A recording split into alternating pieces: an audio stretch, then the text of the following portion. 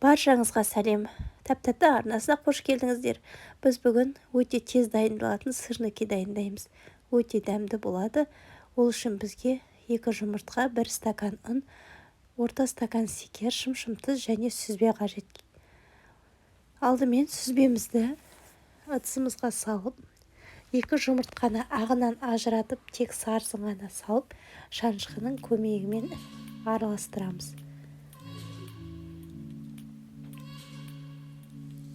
Шанышқының көмегімен араластыра отырып, тұзымызды салып, секерімізді, ұнымызды салып отырып, сүзбеміз әбден езілгенше араластырып аламыз.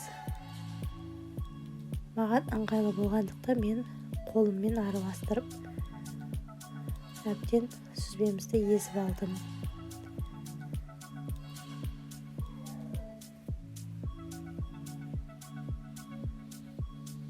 Видео ұнаса соңына дейін көріп, лайк басып, комментария қалдырып отырыңыздар. Тәп-тәтті арнасына тіркеліп қойыңыздар. Дәл осы видеодағыдай қылып, сүзбемізді ұнның көмегімен осындай кішкене дөңгелектерге бөліп, осылай формаға келтіреміз. Барлығын жасап дайындап аламыз.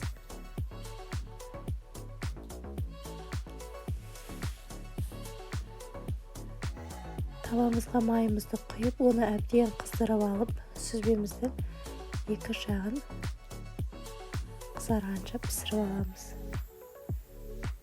Екінші жағына аударғаннан кейін қақпағын жауып, отын аз қылып қойыңыздар.